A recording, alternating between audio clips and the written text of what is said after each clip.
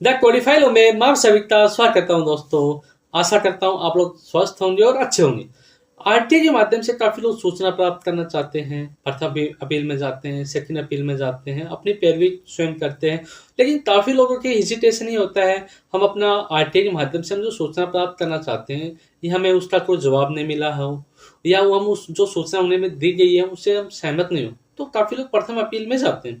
प्रथम अपील में ये होता है, हम अपने काफी लोग डर जाते हैं कि हम न्यायालय के सामने अपनी बात कैसे रखें। काफी लोग वकील करते हैं, या काफी लोग अपनी बात सही से नहीं रख पाते हैं, न्यायालय के सामने डरते हैं, मतलब अपनी हिजिटेशन होता है। तो मैं दोस्तों आपको बताना चाहता हूँ, ऐसा कुछ नहीं होता है। न्यायालय के आप प्रथम अपील में या सेकंड अपील में जाते हो तो अपनी बात सरल तरीके से न्यायालय के सामने प्रस्तुत कीजिए। जो भी न्यायालय अधिकारी होता है, आप उनको क्या किन किन चीज़ों की सूचना मांगी गई थी और कौन कौन सी सूचना आपको देनी चाहिए थी, और आपको किन किन सूचनाओं को विवाद द्वारा मना कर दिया। अगर आपको वो सूचना आपके अंडर आती है, सूचना देने के अंदर, तो वो न्यायालय द्वारा आपको सूचना प्रोवाइड की जाएगी। लेकिन कुछ सूचनाएं ऐसी होती हैं तो देश से पर्सनल संबंधित होती है, राज्य कोष से कुछ असली पर्सनली कॉन्टैक्ट होते हैं, उसकी आप सूचना मांगते हो तो आपको वो प्राइवेट आ जाती है। तो उस दौरान आपको जिस बात का सूचना मांगी गई है उस बात द्वारा आपको कर्मचारी द्वारा बाई नोटिस द्वारा आपको सूचित कर दिया जाएगा। ये प्राइवेट जानकारी है, तो तृतीय पक्षकार को हम ये सूचना नहीं दे सकते। तो दोस्तों आपको बताना चाहता हूँ, जो आप स्वयं से संबंधित जो सूचना होती है तो न्यायालय द्वारा आपको सूचना प्रोवाइड की जाती है।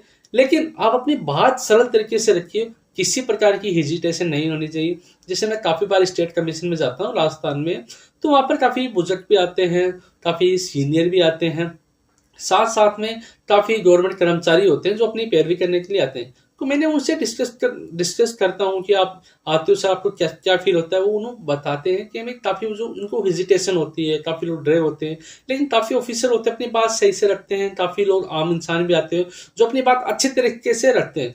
तो मैं दोस्तों आपको यही बताना चाहता हूँ कि अपने राज्य सूचना आयोग में आप जाते हो तो किसी प्रकार की हेजिटेशन रखनी नहीं चाहिए। चाहे प्रथम अपील में जाओ या सेकंड अपील में जाओ, जो आरटीआई सूचना आप प्रोवाइड मानते हो वो आपकी सूचना प्रोवाइड नहीं की जाती। कोई भी आदमी जाइए, अपनी बात रखिए और सरल से सरल तरीके से रखिए, जिससे आपकी न्यायालय द्वारा आपकी बात को सुना जाए और अच्छे से अच्छा निर्णय दिया जाए। लेकिन काफी बार ये होता है कि लोग काफी आरटीआई सूचना मानते हैं, लेकिन कौन सी सूचना मानी गई है तो वो न्यायालय के सामने प्रकट नहीं कर पाते। तो मैं आपको सही बताना चाहता हूँ कि आप सूचना मानते हो तो आप प्रथम अपील में सेकंड अपील में जाते हो तो कृपया करके वो अपनी फाइल है कि कौन कौन सी सूचना मानी गई उनको एक बार पढ़ लेना। जिससे क्या होता है, आपको जो वो कॉन्फिडेंट आता है हमने ये सूचना मानी गई थी। लेकिन काफी लोग ये पढ़ के नहीं जाते हैं, न्यायालय सामने खड़े हो जाते हैं, तो वो न्यायालय द्वारा कुछ क्वेश्चन पूछे जाते हैं तो उनको सही से जवाब नहीं दे पाते। तो मैं आपसे निवेदन करता हूँ, अगर प्रथम अपील या सेकंड अपील में आप जाते हो और अपनी फाइल पढ़िए और बिंदास होके हेजिटेशन बिना रखते अपनी बात को रखिए और न्यायालय द्वारा आपकी बात को सुना जाएगा और इसके बारे में आपको निर्णय दिया जाएगा। तो मेरी यही एडवाइस है, प्रथम अपील और सेकंड अपील में स्टेट कमीशन में या डिस्ट्रिक्ट लेवल पर आपकी प्रथम अपील आती है और सेकंड अपील स्टेट लेवल पर आती है, तो आराम से अपनी बात रखिए। किसी प्रकार की हेजिटेशन नहीं रखनी चाहिए। न्यायालय आपकी बात को सुनने के लिए एग्री होता है और आपके निर्णय के लिए ही वहाँ पर है। तो मैं आशा करता हूँ कि आपको मेरी बात समझ में आई होगी, और मैं आपकी वीडियो के माध्यम से ये संदेश देना चाहता हूँ कि कोर्ट है हमारे लिए ही बना हुआ है।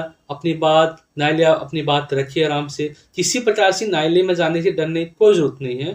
तो आप अपनी कोई प्रथम अपील हो और सेकंड अपील हो, मेरे वीडियो के माध्यम से देखने के बाद किसी प्रकार से हेजिटेशन न रखते हुए प्रथम अपील और सेकंड अपील में अपनी बात आराम से रखिए और न्यायालय द्वारा आपकी बात सुनी जाएगी।